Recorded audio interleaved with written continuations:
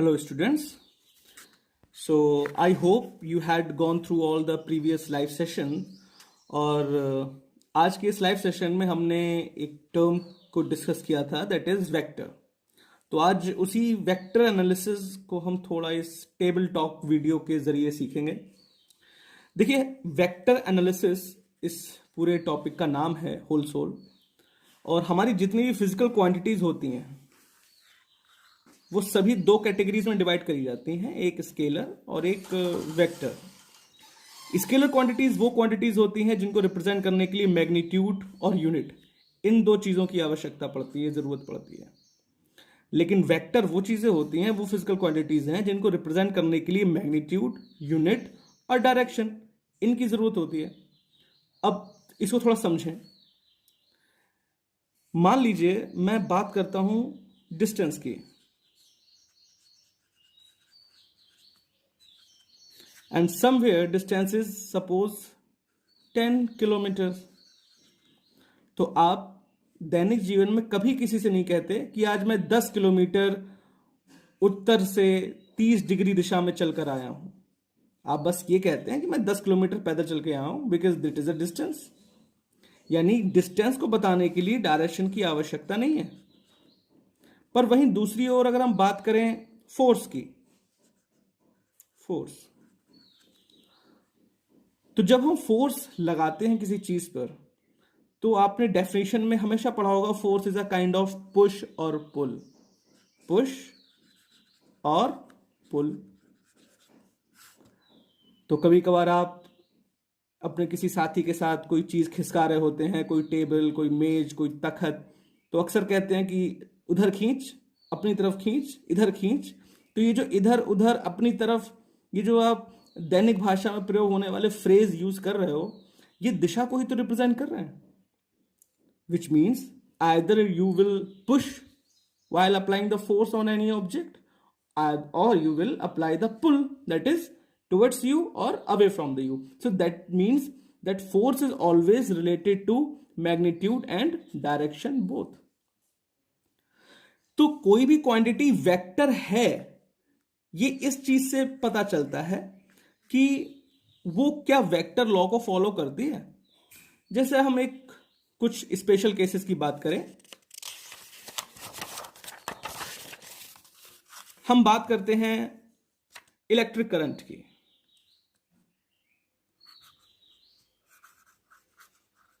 Electric current, electric current I से represent करते हैं, एम्पियर इसकी यूनिट होती है, एक फंडामेंटल क्वांटिटी है, डायमेंशनल फॉर्मूला ए होता है, रिप्रेजेंट कर सकते हैं m0, l0, t0, a. पढ़ाई होगा आपने ये सब, डायमेंशनल फॉर्मूला में हमने पढ़ा है ये सब. बट इलेक्ट्रिक करंट एक स्केलर क्वांटिटी है, it is a scalar one. पर हमें अच्छे से पता है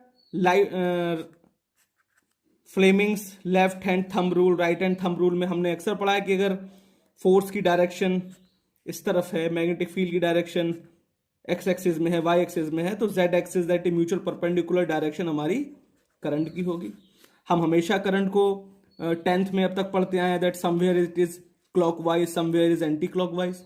तो करंट की तो डायरेक्शन होती है, but still it is treated as a scalar quantity, क्योंकि ये वेक्टर लॉज को फॉलो नहीं करती. क्योंकि ये वेक्टर लॉज को फॉलो नहीं करती, इसीलिए किसी भी क्वांटिटी का वेक्टर होने के लिए चार चीजों का होना जरूरी है. एक, उसमें मैग्नीट्यूड हो. मैग्नीट्यूड हो यानी परिमाण हो, जैसे 3, 4, 5, 6, 8, 6.5, 6.8 समथिंग, प्लस उसकी अपनी कोई यूनिट हो, न्यूटन, मीटर, लीटर, कुछ ना कुछ यूनिट हो, प्लस उसकी अपनी डायरेक्शन हो. और अगर ये तीनों चीजें सेटिस्फाइड हैं तो मोस्ट इंपॉर्टेंटली वो वेक्टर लॉज को फॉलो करने वाली हो.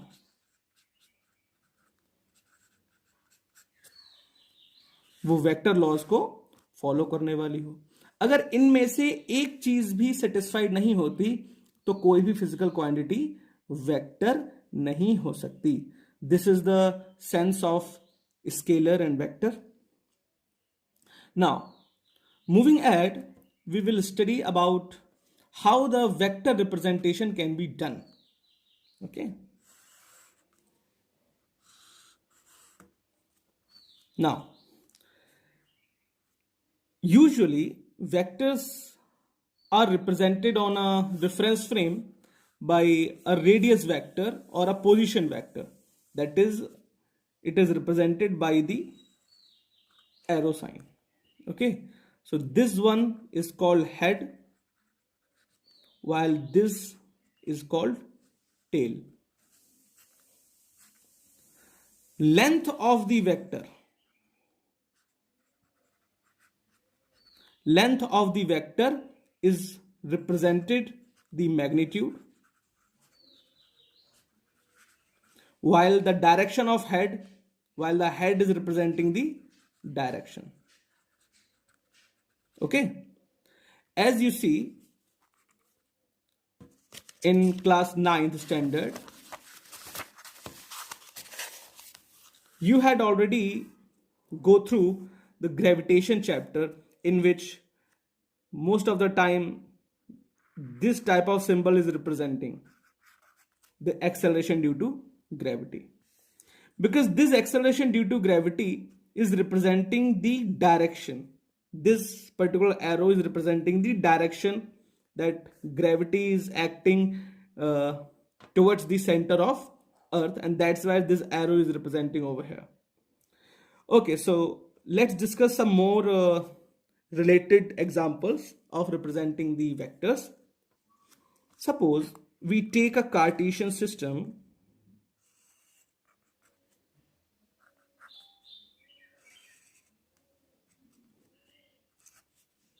This is a x-axis here, this is your y-axis, and now this is your z-axis. And suppose there is any point having the position here. Suppose this is point P having coordinate x, y, z.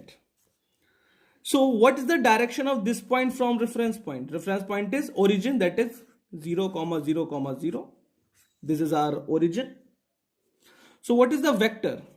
So just join this O to P. So this is OP is the position vector for point P, and this is represented as vector OP. So now you get the idea how vector can be represented by applying the arrow sign. Okay, so force,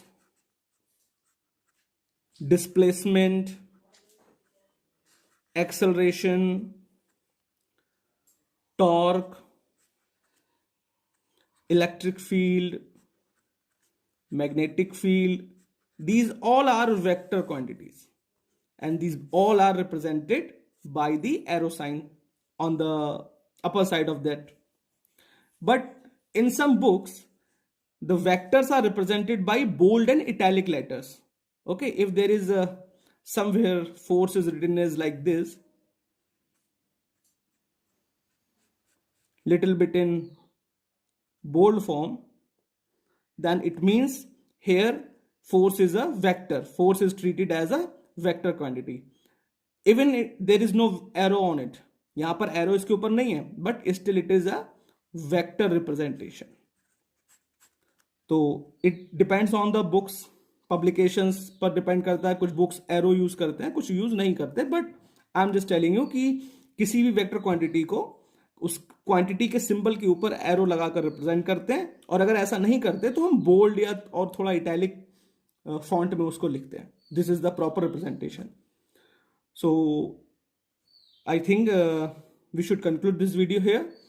In next video, we will study more about the vector, how two vectors can be add to each other, subtract to each other, and most importantly, what are the vector laws, how they are governed to each other, and how the vector quantities can be product to each other, and so many interesting topics related to this one.